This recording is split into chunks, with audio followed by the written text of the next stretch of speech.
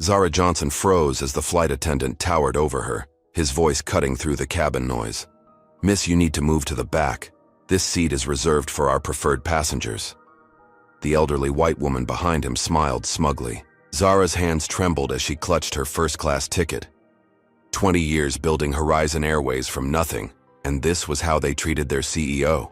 As she reached for her company ID, the attendant snatched her carry-on, sending her grandmother's irreplaceable photo tumbling to the floor, shattering the frame. Before we continue this shocking story of discrimination and justice at 30,000 feet, drop a comment telling us where you're watching from. If you believe in standing up against prejudice in all its forms, hit that like button and subscribe to see more powerful stories that expose the reality many face every day.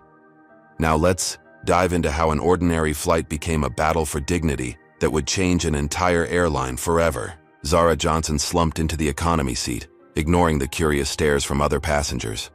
Her mind raced back to her journey that had led to this moment. Only 27 years old, she had built Horizon Airways from a dream into a billion-dollar enterprise. Her fingers absently traced the crack in her grandmother's photo frame, the only thing she had left of the woman who believed in her, enough to leave her $10,000 inheritance money.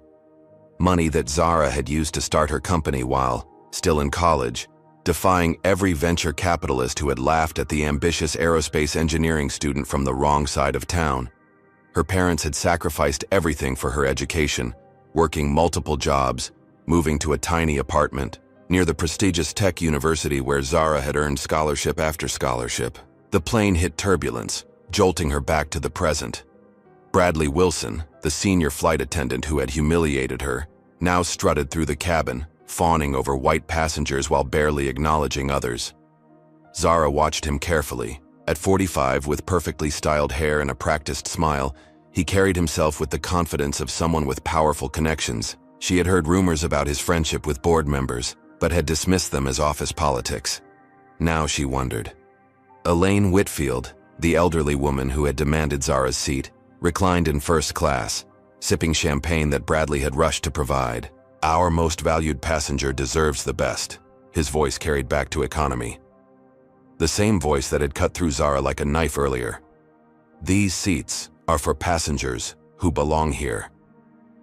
The implication still stung. Zara had shown her ticket, pointed out her seat assignment. Bradley had examined it with exaggerated skepticism. There must be some mistake, he had insisted.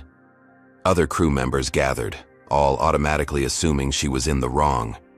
When she politely stood her ground, Bradley's tone hardened. "If you continue causing a disturbance, I'll have security remove you from this flight." The memory of what happened next burned in her mind.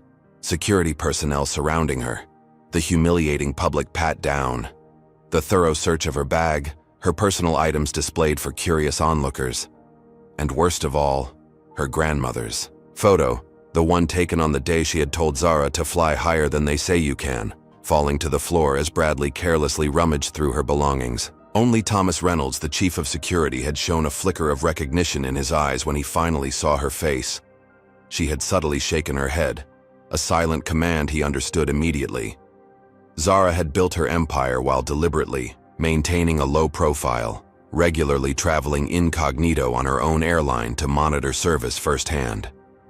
Today's experience had certainly been enlightening, though not in the way she had intended. "Would you like a beverage?" A different flight. Attendant now stood beside her, tone professional but cold. "Just water, please," Zara replied, pulling out her tablet. She began documenting everything while details remained fresh. Names, times, exact phrases used. This wasn't about one uncomfortable flight or one damaged photo.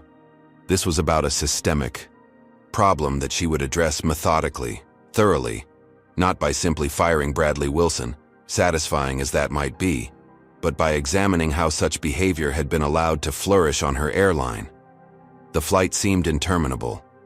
Zara reviewed contracts she'd secured during her international trip, expansion deals that would grow Horizon Airways into new markets across 3 continents. Deals she had personally negotiated despite pushback from certain board members who felt her youth and background made her ill-suited for international business. The irony wasn't lost on her that these same board members would be celebrating these contracts within hours, unaware that the CEO they occasionally patronized had just been banished to economy class on her own airline. As the plane began its descent, Zara mentally prepared for what came next. She wouldn't reveal herself immediately. Sometimes the most effective justice required careful planning rather than impulsive action. Bradley Wilson and Elaine Whitfield would eventually learn who she was, but only after she understood exactly how deep this problem ran in her company. The wheels touched down with a jolt. Passengers around her gathered their belongings, eager to deplane. Zara remained seated, watching as Bradley personally escorted Elaine from the aircraft, carrying her bags and promising to have a car waiting. Only when they had disappeared did Zara finally stand, straightening her simple blazer and collecting her damaged belongings. "Miss?" Thomas Reynolds approached cautiously, other passengers flowing around them. "I'm deeply sorry about earlier. If there's anything I can do—" "There will be," Zara responded quietly. "But not here. Not now." As she strode through the terminal, Zara's phone buzzed with messages from Marcus Chen, her loyal COO who had helped build Horizon from the beginning. Board members asking about Japan deal, Richard making noise again. "Need you ASAP." Zara quickened, her pace. The discrimination she had faced today was inexcusable, but something in Marcus's message suggested bigger problems awaited at headquarters. She just didn't know yet how interconnected these issues would prove to be. Horizon Airways headquarters dominated the skyline, its sleek glass tower reflecting clouds and sunlight. Zara entered through a private entrance, avoiding the main lobby where she might be recognized. In her early days, when pushing investors to take a chance on a young black woman with big ideas, anonymity had been a liability. Now, as CEO of one of the fastest-growing airlines in the industry, selective anonymity had become a strategic advantage. Most employees had never seen her in person, a deliberate choice that allowed her to experience her airline as customers did. The executive floor was quiet when Zara arrived. She paused before a wall of photographs showing Horizon's journey from a single leased plane to its current fleet of 60 aircraft. She remembered painting the logo herself on that first plane, climbing the ladder despite her fear of heights, determined that every detail would reflect her vision. How many venture capitalists had shown her the door, one memorably suggesting she try something more suitable, like hair products. How many banks had rejected her business plan before she finally secured that first critical loan? Marcus Chen waited in her office, pacing anxiously. At 42, he had been Zara's first hire, believing in her vision when few others did. "Thank God you're back," he said, relief evident as the door closed behind her. "Things have been happening while you were gone. Concerning things." Zara placed her damaged carry-on bag on her desk. "I just experienced some concerning things myself, on our airline." Marcus raised an eyebrow, but continued urgently. "Look at this first." He handed her a tablet displaying customer complaint data. "Notice anything?" Zara scrolled through the reports, a pattern emerging that made her stomach tighten. Complaints from minority passengers had increased 30% in the month she'd been traveling. More disturbing, the resolution rate for these complaints had dropped dramatically. "Who authorized these changes in complaint procedures?" Zara demanded. "That's just it," Marcus replied. "Richard Harrington has been making operational changes, claiming temporary authority while you were handling international negotiations. He's implemented a new passenger comfort policy that gives crew discretion to move passengers based on what they're calling compatibility concerns." Richard Harrington, Vice President of Operations, 58 years old, old school aviation, had opposed Zara's appointment as CEO from the beginning. She had kept him on for his industry connections, a decision she now questioned. "There's more," Marcus said grimly, pulling up another document. "I found this accidentally.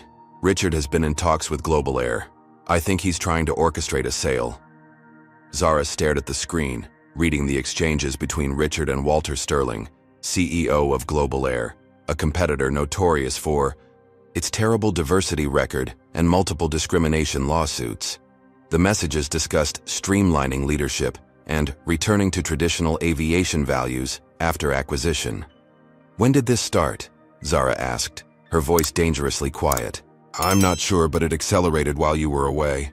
And Zara, I tried accessing some of our security protocols yesterday and discovered your clearance has been restricted in certain systems. Zara reached for her phone. I'm calling an emergency board meeting. That's another problem, Marcus said. Richard has already scheduled what he's calling an emergency vote for tomorrow, and this came through legal an hour ago. He handed her another document. Zara skimmed it, her blood running cold. A legal maneuver had temporarily frozen her controlling shares pending a competency review. Without those shares, she could be outvoted tomorrow. The security team? She asked. Partially replaced last week. New hires with connections to Global Air. Zara sat heavily in her chair, mind racing. This isn't coincidence. The flight attendant who forced me to move today, Bradley Wilson. He's connected to board members. I need to know which ones. Marcus looked confused. What happened on your flight? Zara briefly recounted her experience, watching Marcus's expression shift from confusion to horror. We need to move quickly, she said finally. Contact everyone we absolutely trust.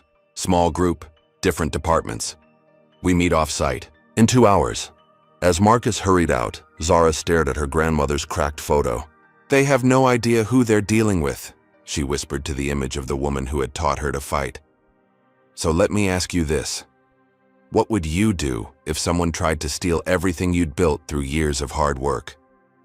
Would you walk away or fight with everything you have? Comment number 1 if you'd stand your ground like Zara, or number 2 if you'd look for a compromise. And while you're sharing your thoughts, don't forget to hit that like button if you believe in standing up against discrimination in all its forms. Subscribe now to see how Zara uncovers an even darker conspiracy within her own company than she could have imagined. Will she discover who's really pulling the strings before tomorrow's crucial vote? And just how far are her enemies willing to go to take what she's built? The coffee shop 3 blocks from headquarters had become their impromptu war room. Zara surveyed the small group gathered around the large corner table, people she trusted implicitly. Carmen Rodriguez, head of maintenance operations, her decades of experience evident in the calluses on her hands and the no-nonsense gleam in her eyes. Darius Washington, IT specialist whose genius with systems had helped Horizon stay 1 step ahead of competitors. Aisha Okafor, a brilliant attorney who had chosen Horizon over prestigious law firms because she believed in Zara's vision of an airline that treated everyone with dignity. We need to understand the full scope of what we're dealing with, Zara said quietly, mindful of other patrons. Not just Richard's power play, but how deep discrimination has penetrated our operations. I've been pulling data, Darius said, opening his laptop. There's a new program in our booking system called Compatibility Algorithm. On the surface, it's supposed to group passengers with similar preferences, but look what happens when I run test scenarios. The group leaned in as Darius demonstrated. Profiles with traditionally Black or Hispanic names were consistently flagged for additional compatibility screening and more likely to be reassigned seats away from white passengers with premium status. This wasn't authorized by any legitimate channel, Zara said, anger evident in her voice. It gets worse, Carmen added. There's been new training materials distributed to cabin crews. She pulled out a glossy manual. It's all coded language. Prioritizing passenger comfort is explained with examples that all involve moving minorities away from white passengers who might feel uncomfortable. Aisha examined the manual, attorney's eyes catching important details. This creates legal exposure on multiple fronts. But what's most concerning is how it was implemented without triggering any of our compliance reviews. Because Richard bypassed them, Zara said. Marcus discovered he's been creating shadow approval chains. Carmen hesitated before speaking again. I have something else you need to hear. She pulled out her phone, hit play on a recording. Richard. Harrington's voice filled their corner, thankfully not loud enough to reach other tables. Once we transition to Global Air, we can finally drop this diversity charade, Richard was saying. Sterling understands how to run a proper airline. First class should feel exclusive, not like some social experiment. Some passengers just don't create the right atmosphere, you understand? Zara's face remained impassive, though her hands tightened. around her coffee cup. When was this recorded? 3 days ago. Executive lounge. I was doing maintenance on the climate system and they didn't notice me. Darius spoke next. I've been tracking Bradley Wilson's communications. He's placed at least 7 friends in key positions throughout the company in the last month, all with Richard's approval, all bypassing normal hiring protocols. I've been reviewing complaint records, Aisha added. I found numerous cases of minority passengers filing discrimination complaints that were summarily dismissed. The new system automatically categorizes these as passenger misunderstanding without investigation. Zara nodded grimly. And what about Global Air and Walter Sterling? Darius pulled up another screen. Sterling has a history. 3 discrimination lawsuits at his previous company, all settled quietly. And Global Air's executive team is remarkably homogeneous for 2025. Richard plans to replace our entire leadership structure after the sale, Carmen revealed. I overheard him telling Bradley that the diversity experiment would be ending, but there's something else that concerns me even more. She lowered her voice further. My team is being pressured to sign off on maintenance records that aren't up to our standards. When I questioned it, my access to certain hangars was restricted. A server approached their table. Conversation immediately shifted to casual topics until they were alone again. We have 24 hours until the board meeting, Zara said. We need irrefutable evidence that can't be dismissed, and we need to regain control of my shares. Darius suddenly stiffened, eyes on his laptop. Someone's trying to access my secure server right now. They're looking for the same files I've been showing you. Can they trace your location? Zara asked sharply. Not directly, but Darius typed rapidly. They're good, really good. We should assume company communications are compromised. At that moment, Zara's phone buzzed with a text from an unknown number. Security team asking questions about your location. Be careful. We need to move, Zara said quietly. Separate exits, different destinations, burner phones only. Darius, secure what you found. Carmen, get any recordings somewhere safe. Aisha, start preparing legal countermeasures. Anything to delay tomorrow's vote. As they prepared to leave, a man in a dark suit entered the coffee shop, scanning the room with too much interest. Zara recognized him as one of the new security personnel. Carmen, create a distraction, Zara whispered. Without hesitation, Carmen stood, stumbling dramatically into a waiter carrying drinks. The resulting crash and commotion allowed the others to slip away unnoticed. Outside, they quickly dispersed in different directions. Zara caught a glimpse of Darius nearly being intercepted by another security guard before he ducked into a crowded store. Her heart pounded as she realized how quickly their opposition was moving. This wasn't just corporate maneuvering anymore. The stakes had escalated dangerously. As rain began to fall, Zara pulled her collar up and disappeared into the city crowds, mind already formulating their next move. 24 hours to save everything she had built. 24 hours to expose a conspiracy that ran deeper than she had imagined. The odds seemed impossible, but impossible odds had never stopped her before. Pre-dawn light filtered through the windows of the small apartment Zara kept under an alias for rare occasions when she needed complete privacy. She hadn't slept. None of them had. Their improvised command center consisted of laptops, takeout, containers, and determination. I've restored your system access, Darius announced, fingers flying across his keyboard. Used a backdoor I created when we first built the security architecture. They don't know I'm in. What's our status? Zara asked, studying the building schematics Aisha had spread across the dining table. I've filed emergency motions challenging the share freeze, Aisha replied. Judge Wilson is reviewing them this morning. He's fair, not in Richard's pocket, as far as I know. Carmen's team has secured the maintenance records Richard tried to alter, Marcus added. He had joined them after midnight, bringing crucial files from his own secure storage. Zara nodded. Time for our first move. Direct confrontation with Bradley Wilson. Not to win him over, but to gather evidence and assess what we're dealing with.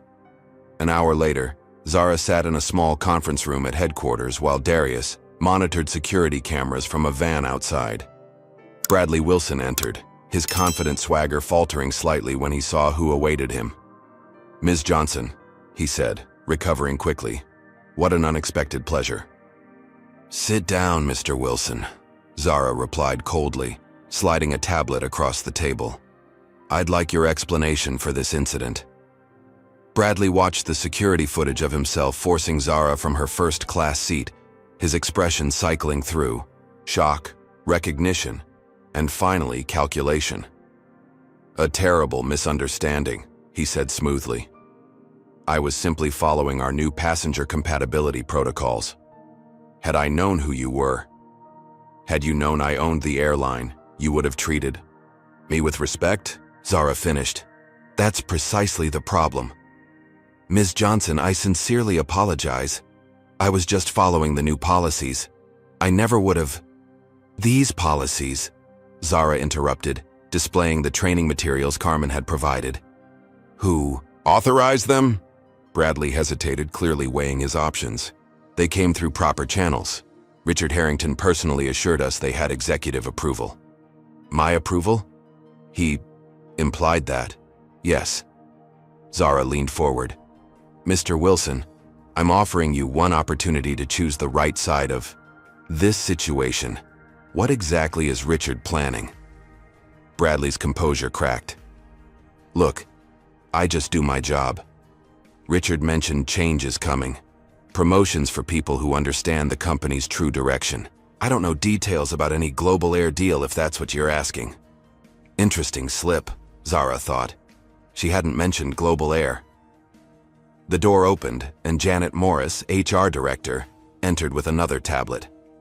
"You asked for the complete data, Ms. Johnson." Janet, a recent hire Zara hadn't been certain about, had responded to Marcus's careful outreach with surprising alarm about the changes in company policy. Now she displayed undoctored data showing the negative impact of the new compatibility procedures. Minority passengers systematically displaced, complaints ignored, troubling patterns in crew assignments. "I'm issuing an immediate policy reversal," Zara stated, sending the command from her tablet. "All compatibility procedures are suspended. A company-wide message will go out in 5 minutes." Bradley's phone buzzed immediately. He glanced at it, paling slightly. "That would be Richard," Zara observed. "You should answer. Tell him exactly what's happening." Bradley stepped out to take the call. When he returned, his confidence had been restored. "Richard would like to meet with you. He says there's been a misunderstanding about the board meeting tomorrow." Zara agreed to the meeting, sensing an opportunity to confront her primary adversary. Richard Harrington occupied a corner office that Zara noted was larger than her own. His silver hair and tailored suit projected authority, but his smile failed to reach his eyes. "Zara, welcome back," he greeted her with false warmth. "I hope your international trip was productive." "Extremely," she replied coolly. "Almost as productive as you've been in my absence." Richard's smile tightened. "I've simply been maintaining operations. Perhaps there have been some miscommunications about new procedures." "Miscommunications like secretly negotiating to sell my airline to Global Air?" A flicker of genuine surprise crossed Richard's face before he recovered. "I've had exploratory conversations with several potential partners. That's part of my job. Nothing has been decided without board approval." "And tomorrow's emergency vote?" "Simply a quarterly review that needed rescheduling. Nothing to concern yourself with." They both knew he was lying, but Richard maintained his facade of reasonableness, even agreeing to postpone certain agenda items when Zara pressed. She left feeling cautiously optimistic, immediately issuing directives to reinstate proper complaint procedures and security protocols. By evening, Zara had met with department heads, clarified her authority, and seemingly regained control. The company-wide email reaffirming Horizon's commitment to equality had generated supportive responses from employees worldwide. Judge Wilson had expedited her petition, with a hearing scheduled for the following morning. "I think we've contained the immediate threat," Marcus said as their core team regrouped at Zara's apartment. "Richard backed down too easily, but at least we have breathing room." Those words would come back to haunt them 3 hours later when Darius, returning to his car after retrieving additional equipment, was attacked in the parking garage by 3 men. Their precision suggested professional training, their target very specific, the hard drives Darius was carrying. At the hospital, Darius managed to whisper to Zara through swollen lips, "They knew exactly what I had. Someone inside is feeding them information." Almost simultaneously, Carmen called in a panic. "The maintenance reports I secured have been altered retroactively in the system. Someone with higher access than mine has been busy." Janet Morris reported her office had been ransacked, key evidence missing. And when Zara finally returned to her apartment after midnight, she found her security system disabled and a single message spray painted on her bedroom wall. "Know your place." Her phone buzzed with increasingly disturbing news. Anonymous, threatening. Calls to team members' families. Richard suddenly unreachable. Scheduling an off-site board meeting at a location known only to select participants. Most alarming, Aisha reported that the judge assigned to their emergency hearing had been replaced by Judge Harrison Blackwood, known to have connections to Richard's country club.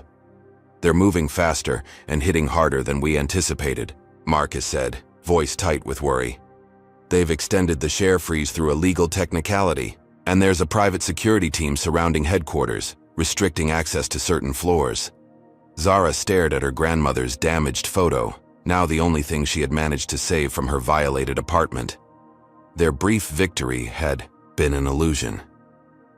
Richard had merely retreated to gather strength and strike more decisively. They had underestimated his connections, resources, and most of all, his ruthlessness.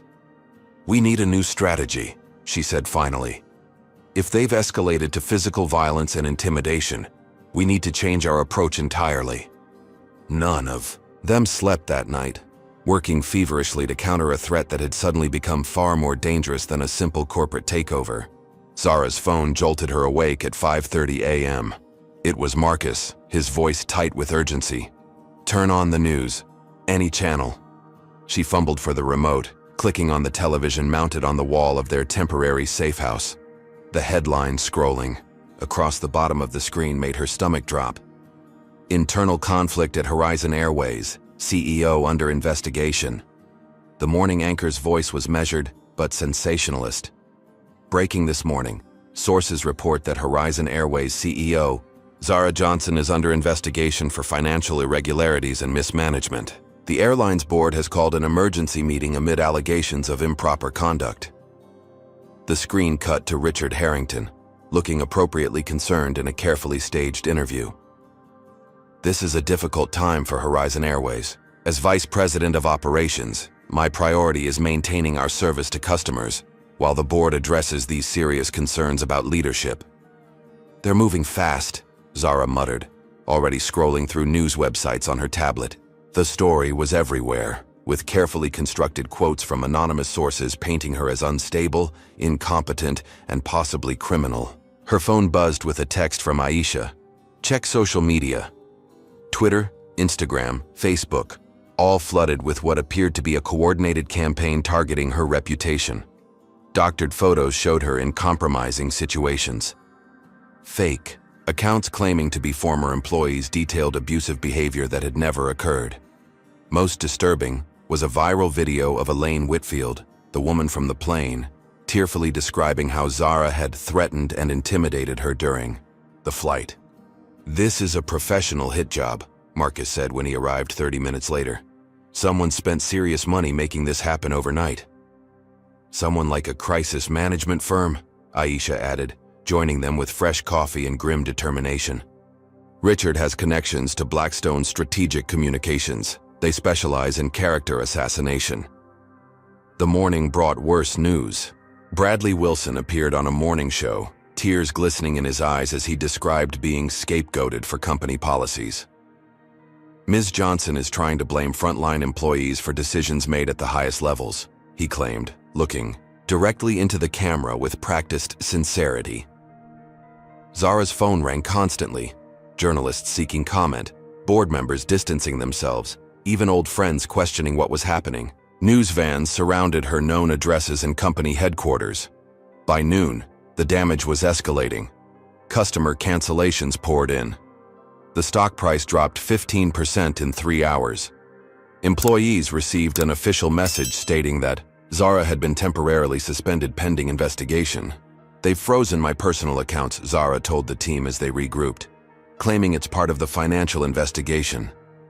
Carmen arrived with more troubling news. They threatened Marcus's family. His wife got a call this morning warning her that their children's school records could be accidentally lost if he continued supporting you. Zara's jaw tightened as Marcus nodded grimly. "They told me to publicly distance myself from you by noon, or there would be consequences." "You should do it," Zara said immediately. "Your family comes first." "I'm not abandoning you," Marcus insisted, though fear for his family showed clearly in his eyes. "A strategic retreat isn't abandonment," Zara countered. "Make the statement they want. Stay inside the company.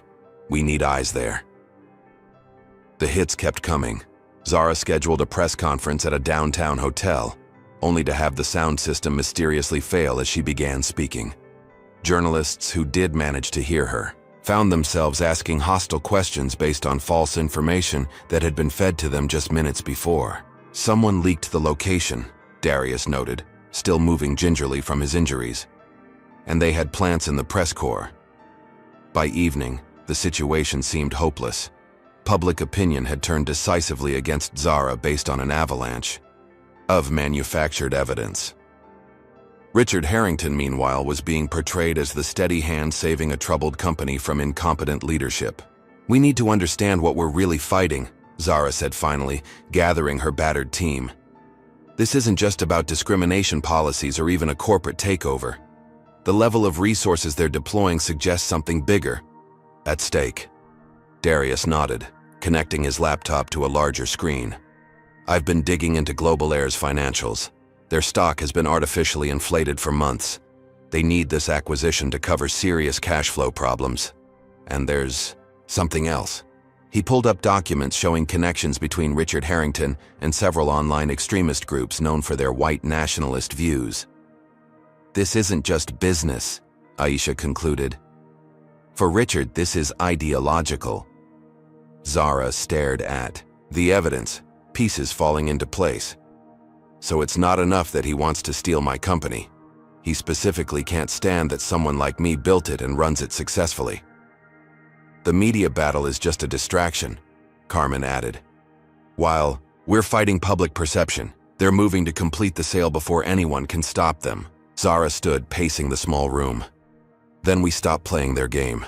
We've been reactive, defensive. It's time to change tactics completely." "What do you have in mind?" Aisha asked. "If we can't win in their arena," Zara replied, "we create our own." Have you ever had someone spread lies about you? How did it make you feel to have your character assassinated when you knew the truth? Comment number 1 if you've experienced something similar, or number 2 if you've been lucky enough to avoid this kind of attack. While you're thinking about that, smash that like button if you believe in fighting back against injustice with truth. And don't forget to subscribe to see how Zara counters this massive media assault against her reputation. The question now becomes, just how far will Richard and his allies go to destroy everything Zara has built? Are they willing to cross even or dangerous lines? And who might still stand with Zara when speaking the truth could put their own families at risk? The battle is about to move underground, and the stakes couldn't be higher. Midnight found Zara and her core team relocating to their third safe house in 24 hours. This one was a small apartment above a bodega in a neighborhood far from the corporate world of downtown. The building's elderly owner, Mrs. Diaz, nodded in silent understanding when Carmen explained they needed a place without questions. "We need to stop running and start fighting back," Zara said, pinning maps and diagrams to a makeshift bulletin board. "Aisha, what's our legal situation?" Despite her exhaustion, Aisha's mind remained razor-sharp. "I found a potential loophole in the share freeze. The emergency injunction specifically references your personal shares, but doesn't account for the 10% held in your grandmother's family trust. If we can document your status as trustee, we might regain enough voting power to block an immediate sale."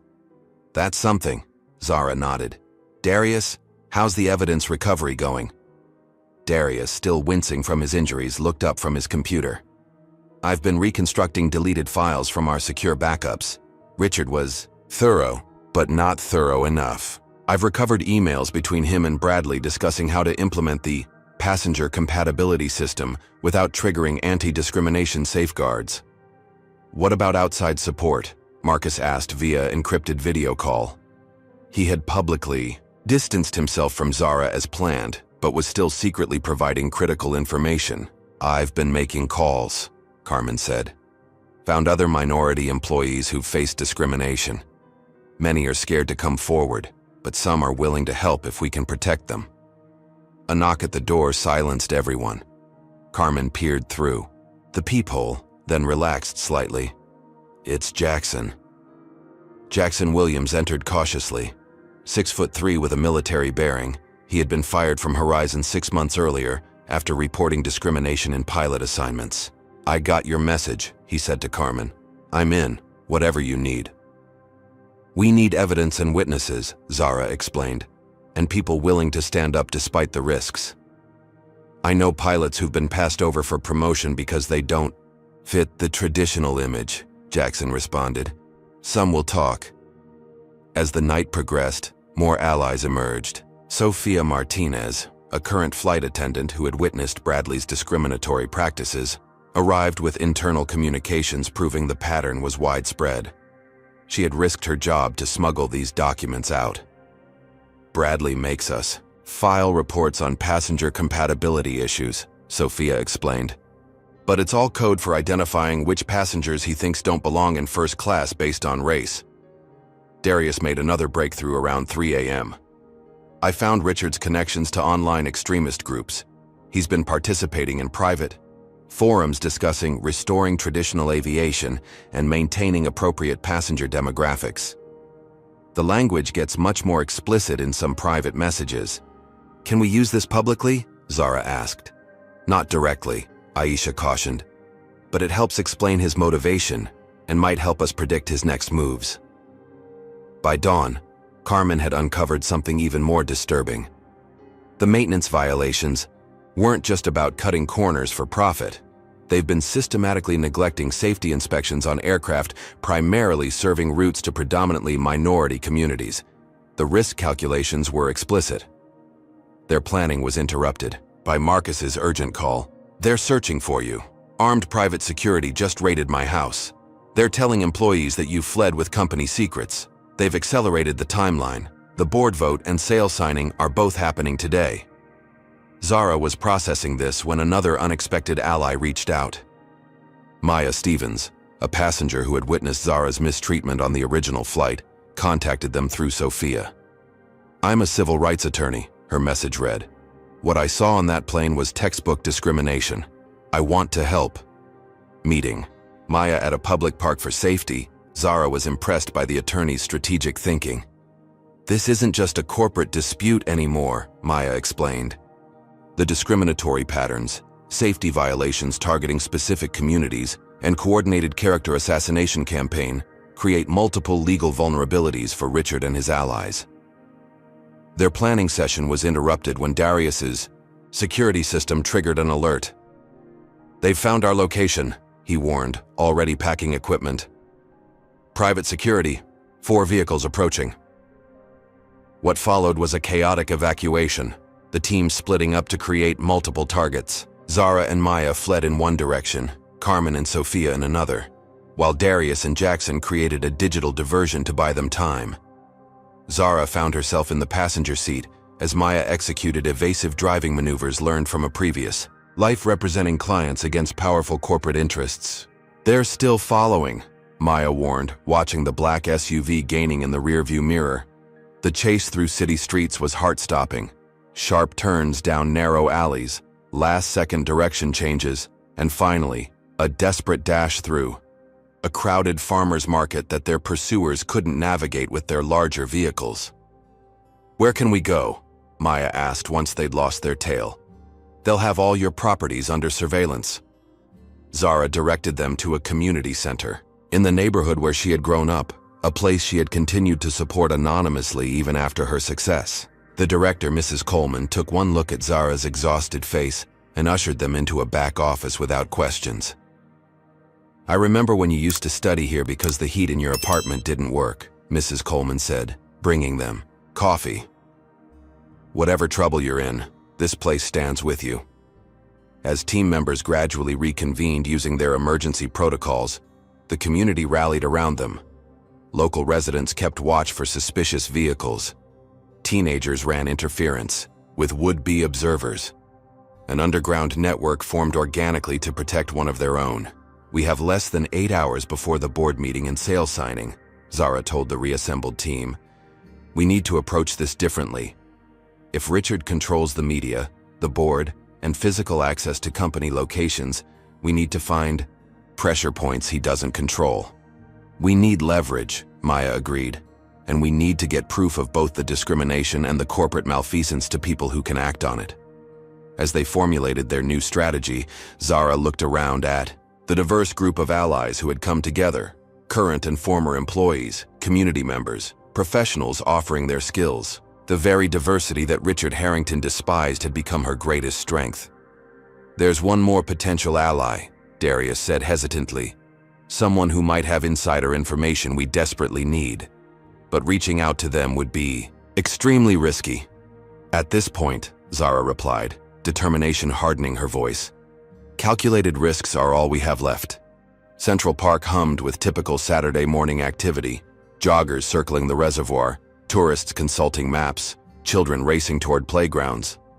Zara sat alone on a bench near Bethesda Fountain, dark sunglasses hiding her eyes, a baseball cap pulled low over her face. The burner phone in her pocket vibrated with a text containing a single word: carousel. She walked unhurriedly toward the landmark, maintaining situational awareness as Darius had instructed. The elaborate security precautions had seemed excessive when planning this meeting, but after yesterday's high-speed chase, she appreciated the team's caution. The carousel's cheerful music provided cover for quiet conversation, as Zara pretended to admire the painted horses. A man in a gray hoodie sidled up beside her, keeping his face angled away from nearby security cameras. "I wasn't sure you'd come," Thomas Reynolds said quietly. "I wasn't sure you were really willing to help," Zara replied, studying the chief of security who had recognized her on that fateful flight. "Your text was unexpected." "I've been watching what they're doing to you," Thomas said, voice tight. "It's not what I signed up for." "What did you sign up for exactly?" Thomas hesitated, shame evident in his posture. "Richard recruited me last year. Said he needed security personnel who understood the importance of traditional values in aviation. The job paid well, offered advancement. I told myself it was just business. And now? Now I've seen them plant evidence against innocent people, threaten families, cover up safety violations that could kill hundreds. There's a line and they've crossed it." Zara maintained her casual pose, though her heart raced. "What can you tell me that I don't already know?" Thomas pulled a small device from his pocket, sliding it toward her beneath his palm. "Everything. Richard's entire playbook. Messages between him and Walter Sterling planning to intentionally devalue Horizon for a cheaper sale. Screenshots showing the kickbacks Richard would receive after Global Air takes over. Accident investigation reports that were falsified to hide negligence. Documentation of how they systematically harassed minority employees who complained." "Why didn't you come forward sooner?" Zara asked, pocketing the device. "They have leverage over everyone close to them," Thomas admitted, eyes darting around the park. "My brother has a record. Richard implied it could be problematic for his parole if I didn't cooperate. But last week," his voice faltered, "they had me deliver a threat to a flight attendant's teenage daughter. A child. That's when I started copying files." Zara was about to respond when Thomas stiffened. "Don't react," he warned under his breath. "Southeast entrance. Security team. 2 men in plain clothes, but with the unmistakable bearing of private. Security had entered the park, scanning methodically. "They must have tracked me," Thomas muttered. "I was careful, but Richard's paranoid. Has everyone watched?"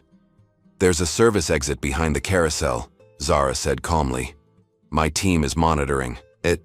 "Too late," Thomas responded as the men spotted them and began moving purposefully in their direction. Listen carefully. The most damning evidence is in a folder labeled Project Phoenix. Richard and Sterling recorded their meetings planning to clean house after the takeover.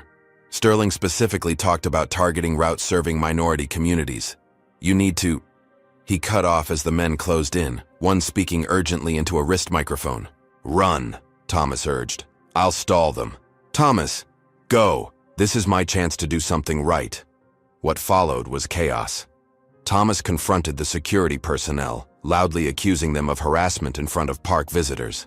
As attention focused on the disturbance, Zara slipped away toward the service exit where Maya waited in a maintenance uniform. The shouting behind them escalated.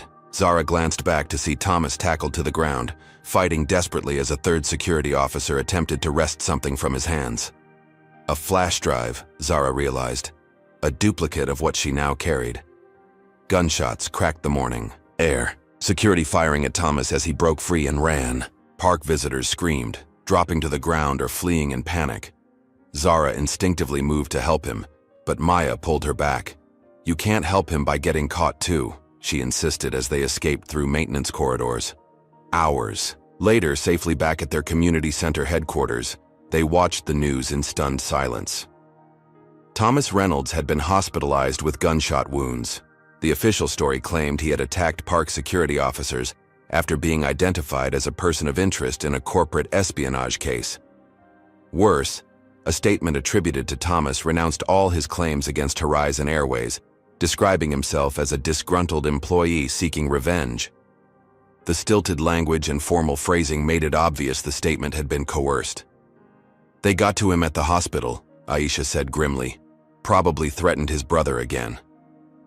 Darius had been examining the device Thomas provided. Some of the files are corrupted. The device was damaged during the struggle. I'm trying to recover what I can, but the Project Phoenix folder is currently inaccessible.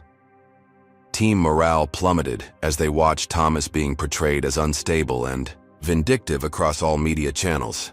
Richard Harrington appeared on screen expressing deep concern for Mr. Reynolds' well-being, while emphasizing that his accusations were completely unfounded. Thomas risked everything, Zara said quietly, watching the character assassination unfold in real time. And they're destroying him just like they tried to destroy me. We still have some of the evidence, Carmen reminded her, and the board meeting hasn't happened yet. But our safest potential ally is now compromised, Darius pointed out, and Richard knows we're actively gathering evidence. Which means he'll accelerate his timeline even further, Zara concluded. We need to move now, even with incomplete information. Maya, who had been consulting with legal colleagues, returned with a new strategy. We can't beat them in the media right now, and we might not have time for regulatory agencies to act. But there's one arena where evidence still matters and procedures must be followed. The courts, Aisha said, immediately understanding. Exactly, Maya confirmed. We file for an emergency injunction first thing tomorrow morning. Richard expects us to stay underground. He won't anticipate us walking directly into a courtroom. It's risky, Jackson warned. They'll have legal teams ready to counter. It's our best remaining option, Zara decided. We present whatever evidence we have directly to a judge, force Richard to respond under oath rather than through media surrogates. As they prepared legal documents through the night, Zara couldn't shake the image of Thomas bleeding on the ground while fighting to give her the evidence she needed. The stakes had escalated beyond corporate control or even discrimination. People's lives were now directly at risk. We've one shot at this, she told the exhausted team as dawn approached. Let's make it count. The Manhattan courthouse loomed imposingly against the morning sky, its stone columns projecting an aura of impartial justice that Zara desperately hoped would prove true today. Her legal team, led by Maya Stevens and Aisha Okafor, flanked her. As they climbed the steps, reporters shouting questions from behind hastily established police barriers. Ms. Johnson, are you responding to the criminal complaints filed against you? Is it true you're seeking asylum in another country? What do you say to allegations you endangered passenger safety? Zara maintained her composure, neither responding nor reacting to the increasingly outlandish accusations. Inside, security was unusually tight, with officers checking identification multiple times before allowing them to proceed to courtroom 347, where Judge Harrison Blackwood would hear their emergency petition. "Remember," Maya whispered as they all waited. "Blackwood has connections to Richard through Westlake Country Club and charity boards. He'll appear impartial, but look for procedural reasons to rule against us. We've filed companion cases with 3 other judges," Aisha added. "If Blackwood dismisses us too quickly, we have backup options." The courtroom doors opened. Richard Harrington sat confidently at the respondents' table, surrounded by at least 8 attorneys from Preston, Grant & Hodges, the city's most expensive corporate law firm.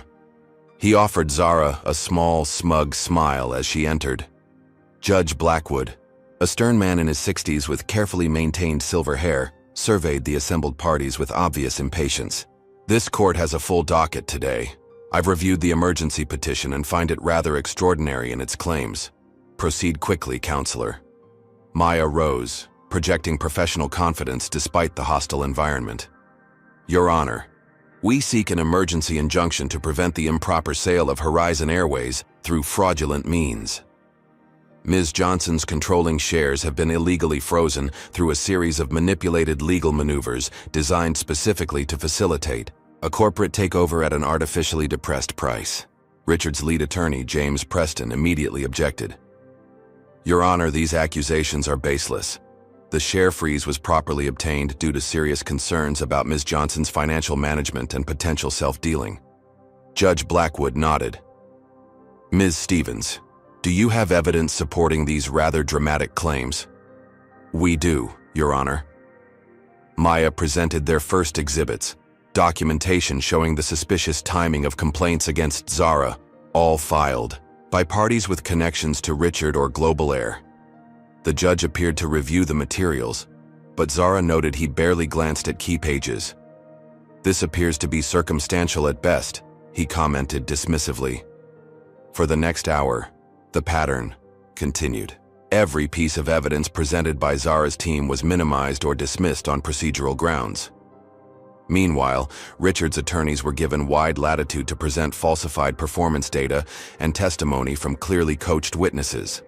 The courtroom atmosphere grew increasingly tense as Judge Blackwood sustained objection after objection from Richard's team while frequently interrupting Maya's arguments. When Aisha attempted to present evidence of discriminatory practices, the judge cut her off sharply. "This court is considering a very narrow question regarding share ownership. Allegations about company policies are irrelevant to these proceedings." During a brief recess, Zara huddled with her legal team. "He's not even pretending to be impartial," she whispered. "We expected this," Maya reminded her. "We have contingencies."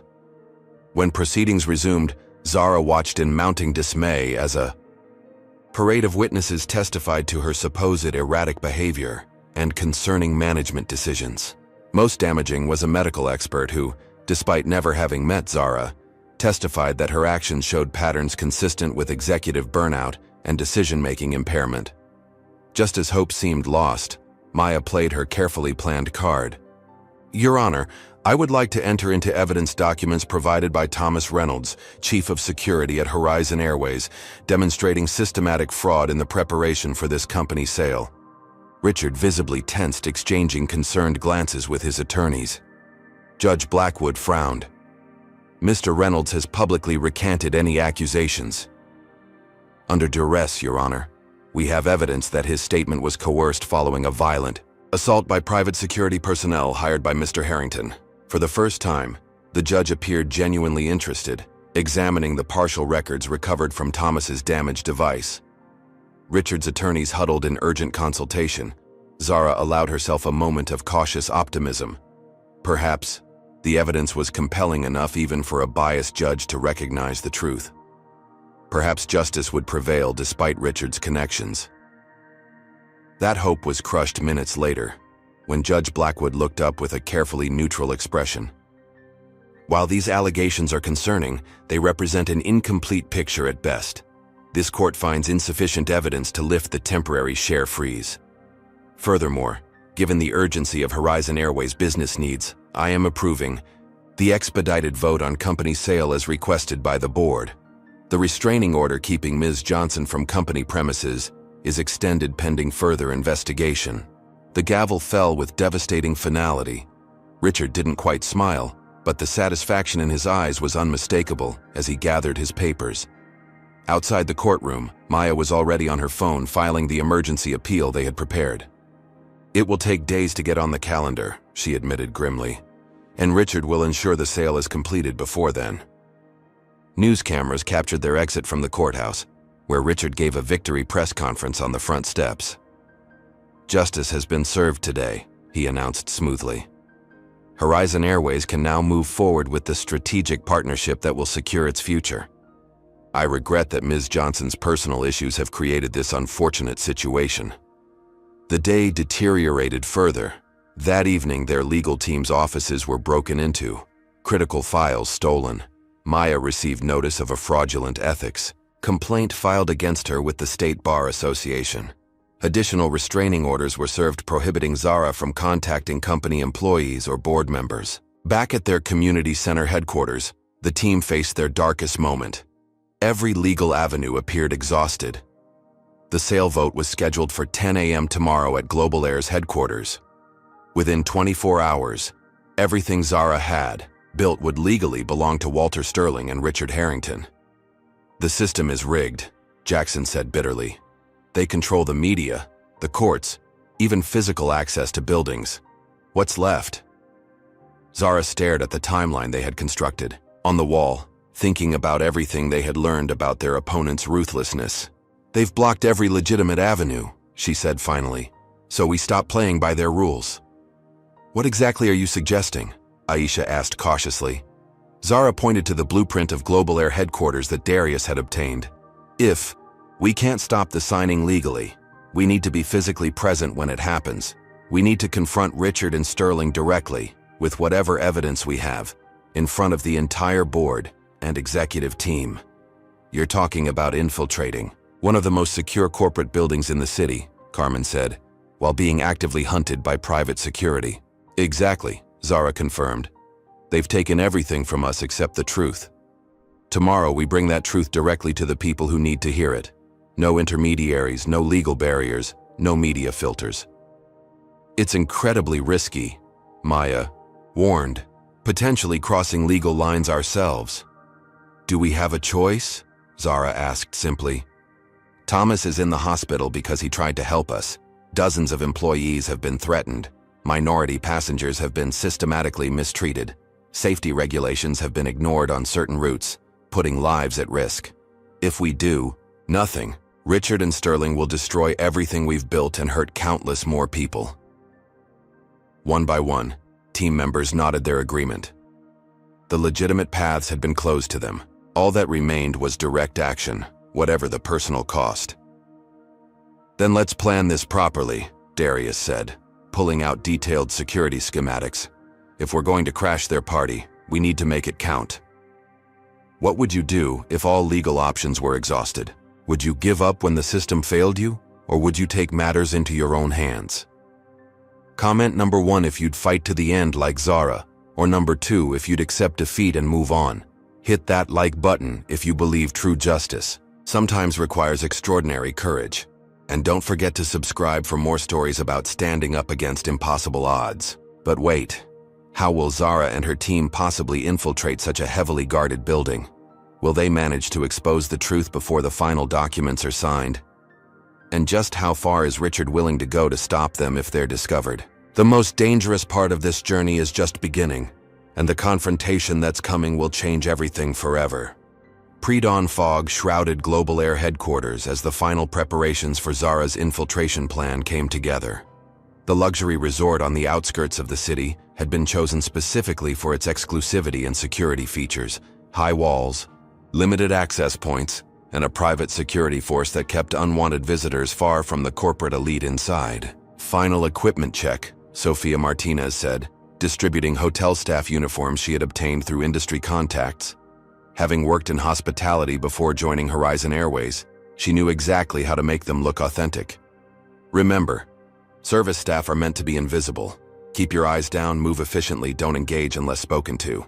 Carmen created the initial diversion, arriving at the service entrance in a maintenance van borrowed from a sympathetic colleague. HVAC emergency call, she explained to the guard, showing falsified work orders Darius had created. Conference. Rooms are reporting temperature fluctuations.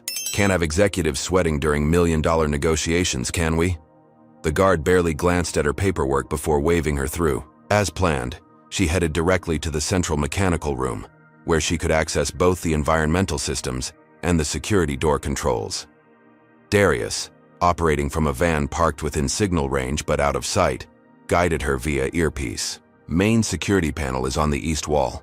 Once you connect my bypass module, I'll have temporary access to their camera feeds and electronic locks.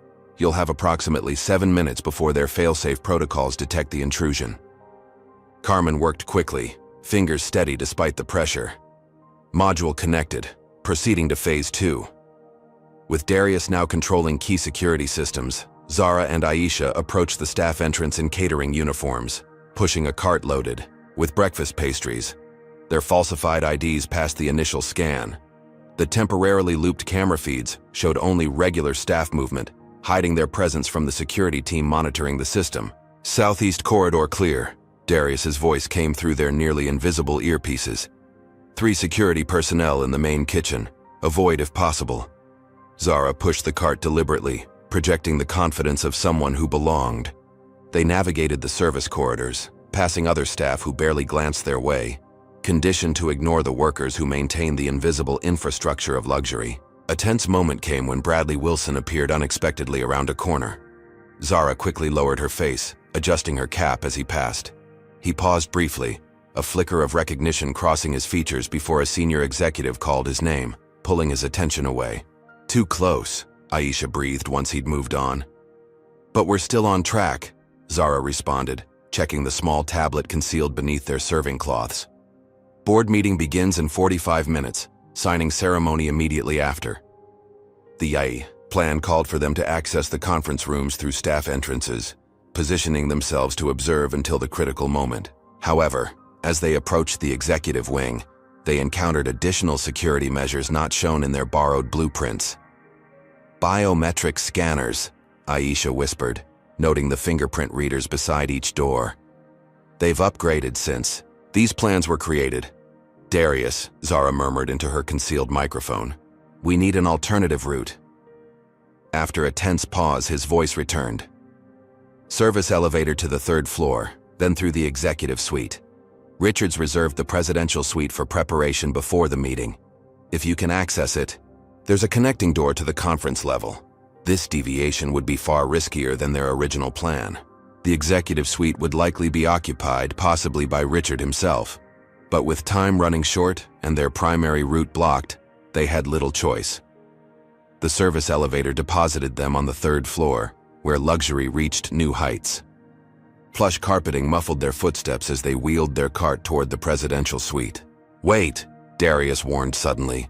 Richard's inside with someone, connecting to room audio. Through their earpieces came Richard's voice, smug and unguarded. Sterling agreed to the final price reduction last night. 30% below market value, with guaranteed positions for our key people. Once we sign, the first order of business will be dismantling her diversity initiatives. Back to a proper airline, a second voice responded. Walter Sterling, CEO of Global Air. The shareholders will complain initially about the purchase price, but once we implement the new route strategy, profitability will silence them. The board doesn't need to know about our private arrangement. Zara and Aisha exchanged glances. This was explicit confirmation of the fraud they suspected. Zara gestured toward an unoccupied room nearby, a smaller suite where they might wait for Richard to leave. Inside, they discovered something unexpected. Documents spread across a desk, including what appeared to be the final acquisition agreement. Zara quickly photographed key pages while Aisha stood watch. They've reduced the price again, Zara whispered, examining the documents. And look at this clause. Immediate termination rights for redundant executive positions without standard severance. That would target your entire leadership team, Aisha confirmed. More disturbing was a folder labeled Enhanced Security Protocols, containing what appeared to be recording devices and documentation of surveillance on board members who had expressed reservations about the sale. They're blackmailing resistant board members, Zara realized. That's why everyone fell in line so quickly. Their discovery was interrupted by voices approaching in the hallway. They barely managed to slip out through a connecting bathroom before Richard and Sterling entered, continuing their confidential conversation. Now off their planned route and running out of time, they navigated through service areas toward the main conference center. Security presence had increased noticeably, with teams methodically checking staff credentials. "Something's wrong," Darius warned through their earpieces. "They've detected my access to their systems. Security alert in progress." Carmen's voice cut in urgently. "They're locking down the resort, main entrance already secured. You need to move now." Their carefully planned infiltration dissolved into improvisation as security teams began actively searching the building. Zara and Aisha abandoned their catering cart, moving rapidly toward the conference center where board members would soon gather. Board meeting started early, Darius reported, alarm evident in his voice. They moved up the schedule, voting happening now. This unexpected acceleration forced their hand. Without the full team in position, without their carefully planned entry, they would have to act immediately or lose everything. As they rounded the final corner to the conference room, they encountered a security checkpoint with armed guards, checking each entrant. Their catering disguises would not pass this level of scrutiny. "Distraction required at the north entrance," Zara instructed through her microphone.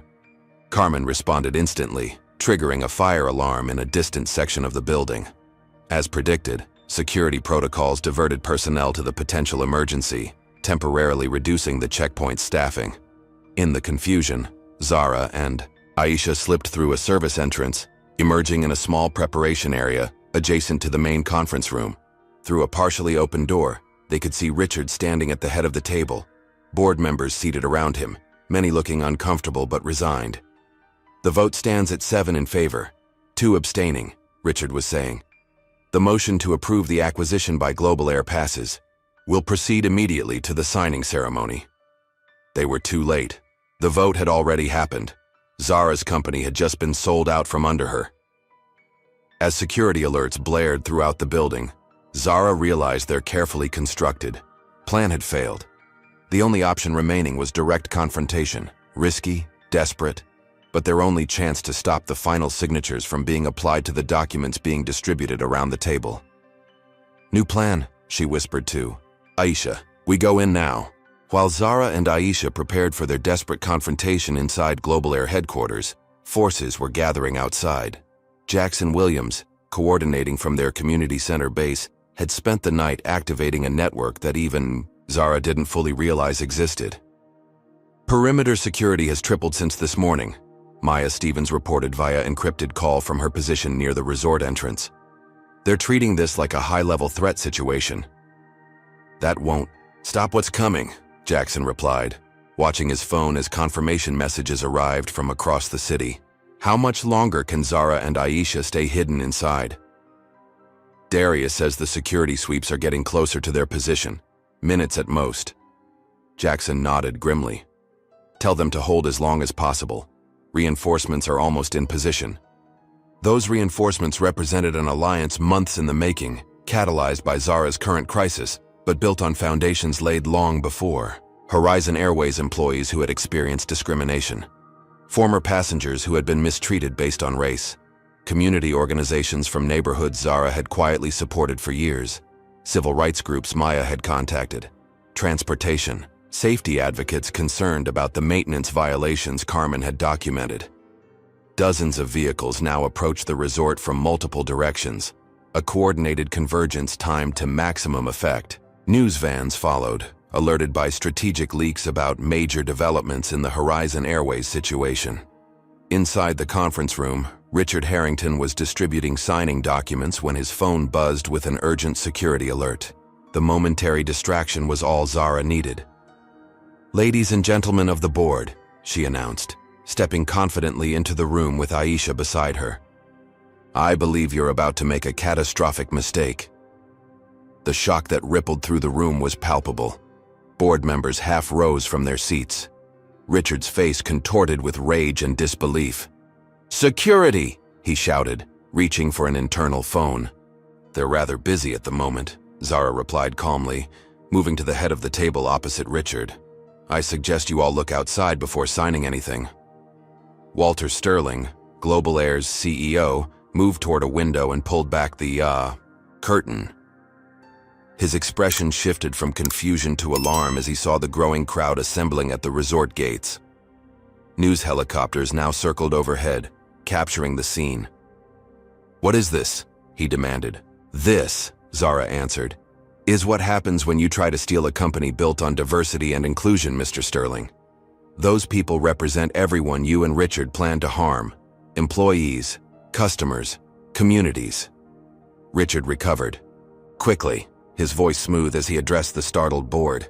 "This is a desperate publicity stunt by Ms. Johnson.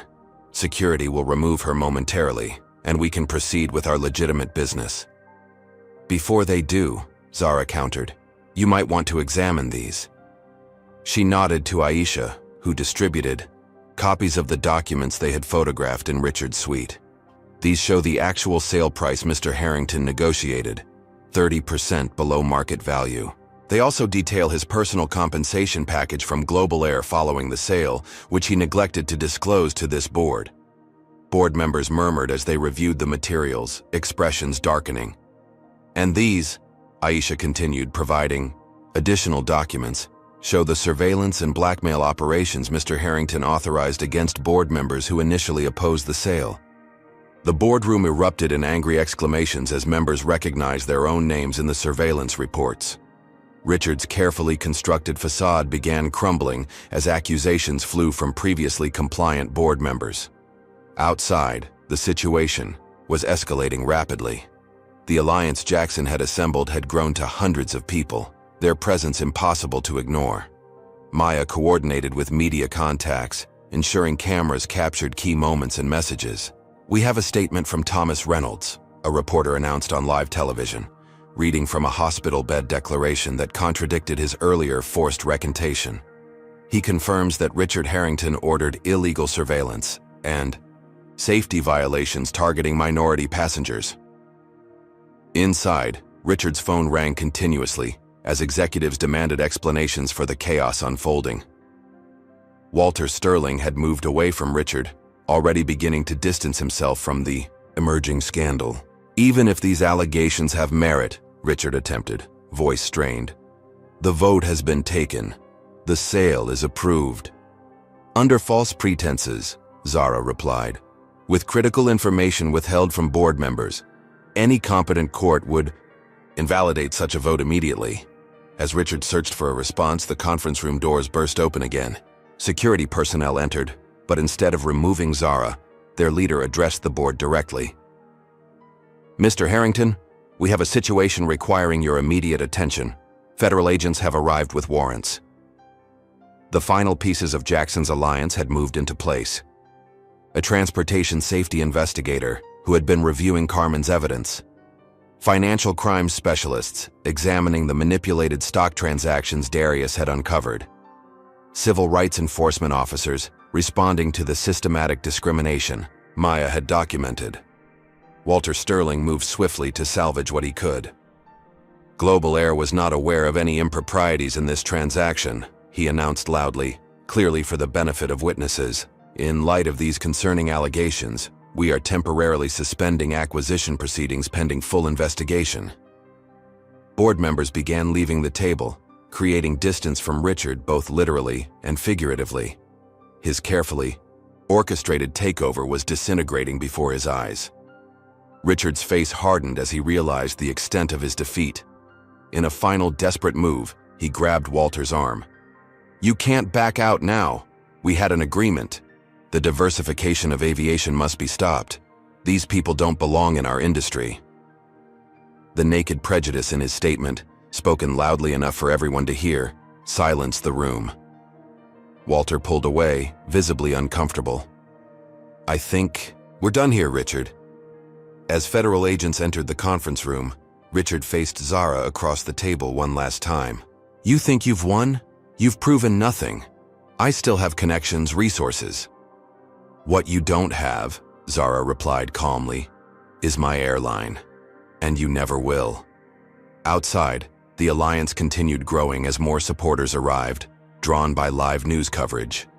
What had begun as Zara's personal fight had transformed into something larger, a visible public stand against discrimination that resonated far beyond one company's boardroom. As Zara finally emerged from the resort, walking toward the assembled crowd, she was met with cheers and support from hundreds of people she had never met, but who had risen to stand with her. Among them were Horizon Airways employees wearing their uniforms proudly, customers sharing stories of fair treatment, community members from neighborhoods that had benefited from Zara's quiet philanthropy. Maya met her at the gate, relief evident in her expression. It worked. The sale is suspended.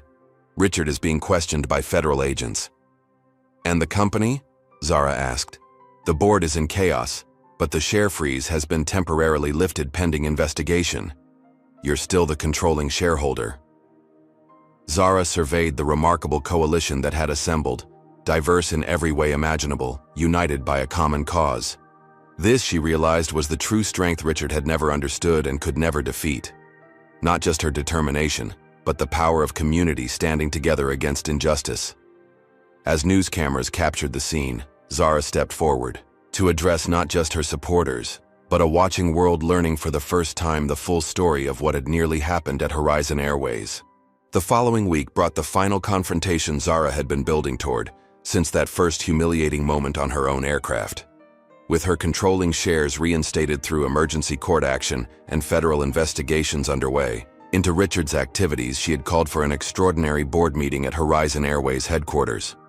Unlike the secretive off-site meeting Richard had arranged, Zara ensured this one would be completely transparent. Shareholders were invited to observe via secure video feed. Key employees from every level of the company were present in the boardroom. Even select members of the media had been admitted, their cameras positioned discreetly along the walls. Richard Harrington entered flanked by attorneys, his normally immaculate appearance showing signs of strain after days of intense scrutiny. Federal investigations into securities fraud, safety violations, and civil rights abuses had already resulted in the resignation of 3 board members with close ties to him. This meeting is invalid, Richard announced immediately, refusing to take his seat. I've filed injunctions challenging Ms. Johnson's authority to call for such proceedings. Those injunctions were denied this morning, Aisha replied calmly, sliding court documents across the table. Judge Morrison found your claims without merit. The reconstituted board, now missing Richard's closest allies, listened attentively, as Zara presented a comprehensive review of the attempted takeover and the discriminatory practices implemented during her absence.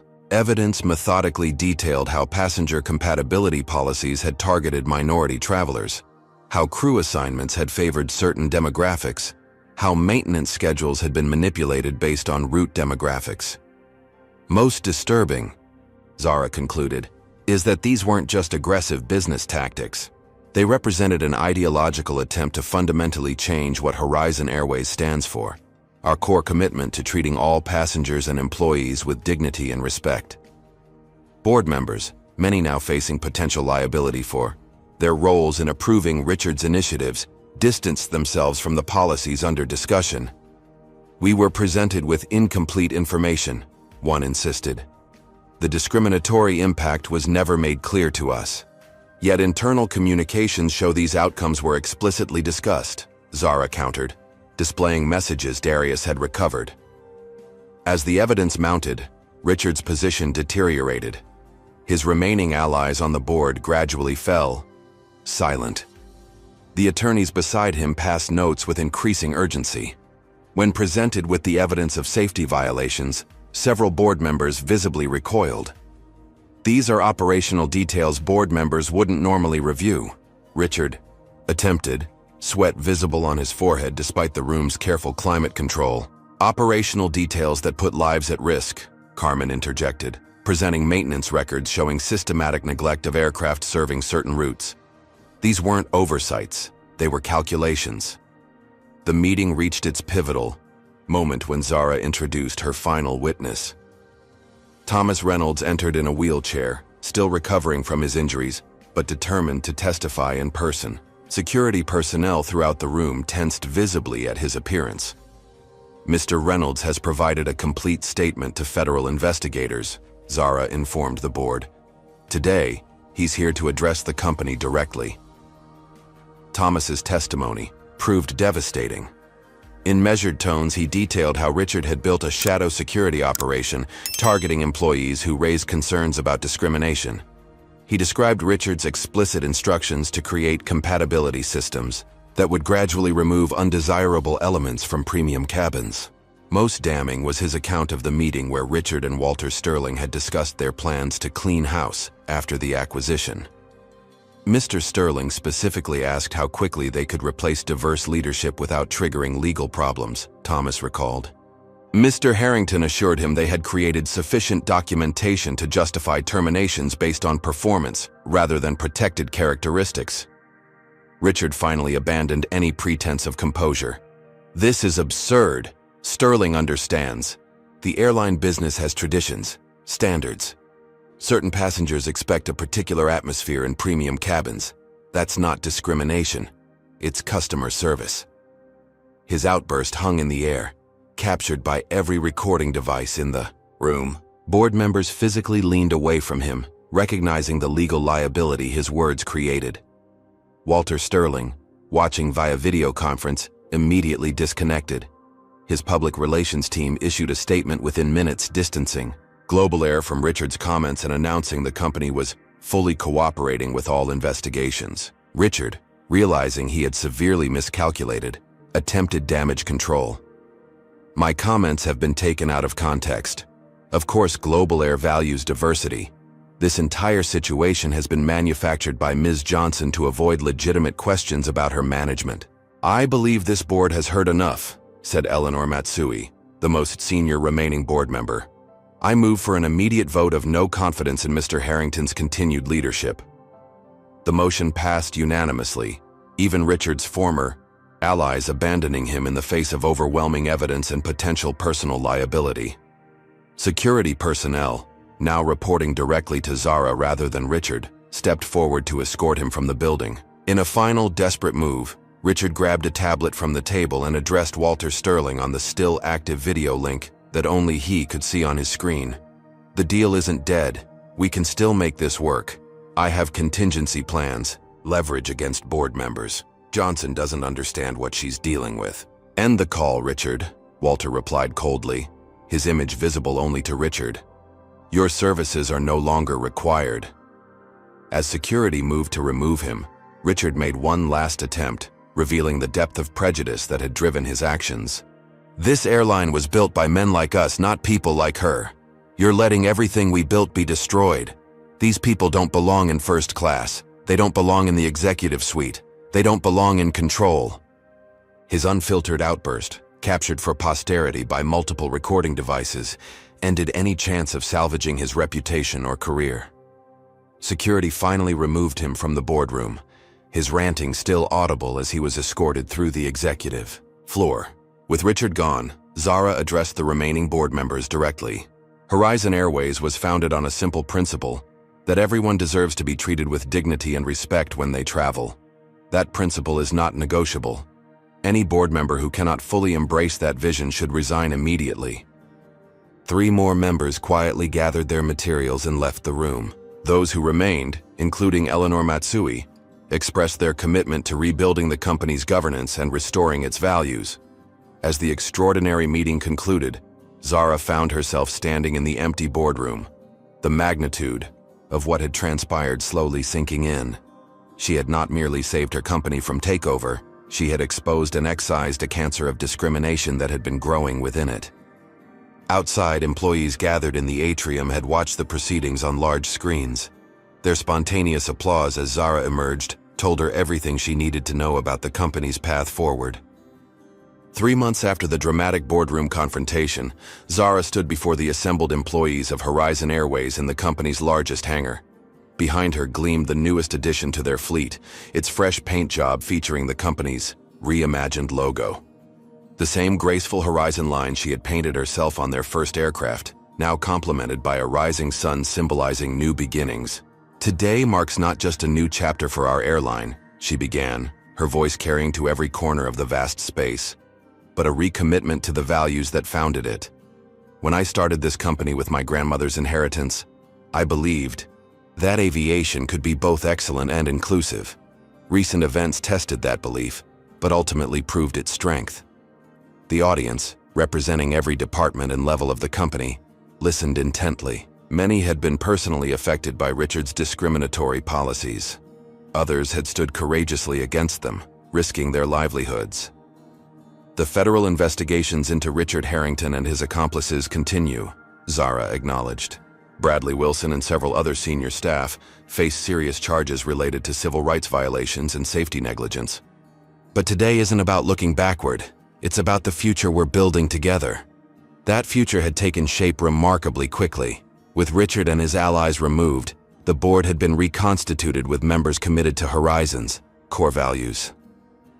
Bradley Wilson had faced a disciplinary hearing where he personally confronted passengers he had mistreated, including Elaine Whitfield, who had tearfully apologized for her role in Zara's humiliation once the full story emerged. Most significantly, Zara had finally revealed herself publicly as the founder and majority owner of Horizon Airways. The media had been fascinated by her story, the brilliant young engineer who had built a billion-dollar company while deliberately maintaining a low profile to monitor service quality firsthand. Moving forward, our commitment to equity and accountability takes concrete form, Zara continued, unveiling new corporate policies. Every executive will regularly experience our airline as passengers do, traveling incognito on routes throughout our network. Every complaint will receive proper investigation, regardless of who files it. And our safety standards will be the highest in the industry for every route we serve, without exception. Thomas Reynolds, now recovered from his injuries, had assumed a new role leading a reformed security department with emphasis on passenger dignity and employee protection. Carmen had been promoted to head of operations with explicit authority to ensure safety consistency across all routes. Darius led new technology initiatives designed to enhance customer experience equitably for all passengers. Perhaps most satisfying was Aisha's appointment as general counsel with a focus on corporate ethics, while Maya had joined a newly formed advisory board on inclusion. The alliance that had formed to save Horizon Airways had evolved into a permanent part of its structure. Today we also launched two initiatives particularly close to my heart, Zara announced. First, the Gloria Johnson Scholarship Program, named For My Grandmother, will provide aviation career pathways for students from underrepresented communities. Second, our new Aviation Academy will train the next generation of pilots, engineers, and executives with emphasis on building the diverse industry leadership of tomorrow. The crowd's applause reflected genuine enthusiasm rather than corporate obligation. Many employees had shared their own experiences of discrimination during the internal review process, creating a collective catharsis that strengthened their commitment to the renewed company culture. As the formal presentation concluded, Zara walked through the assembled employees, greeting many by name, listening to their suggestions and concerns. This direct connection with people at every level remained her most powerful leadership tool, one Richard had never understood or valued. Later that afternoon, Zara found herself once again boarding a Horizon Airways flight as a regular passenger. Though many employees now recognized her, she still occasionally traveled incognito to experience the airline's service firsthand. Settling into a first-class seat, she smiled as a new flight attendant welcomed her aboard professionally, without a flicker of recognition. "First time flying with us?" the young woman asked pleasantly. "No," Zara replied. "I've been with Horizon since the beginning." The flight attendant nodded politely, continuing her preparations without understanding the literal truth of Zara's statement. That anonymity still felt valuable sometimes, a way to ensure the company's values were being lived, not just proclaimed. As the aircraft taxied toward the runway, Zara glanced at the small photo frame she now carried in her bag. Her grandmother's image had been professionally restored, the damage from that fateful day erased, though Zara would never forget it. The frame now sat prominently on her office desk, but traveled with her on important journeys as a reminder of where she had started and why her work mattered. The plane accelerated down the runway, lifting smoothly into the afternoon sky. Through the window, Zara watched the city recede below, buildings and streets becoming miniature versions of themselves.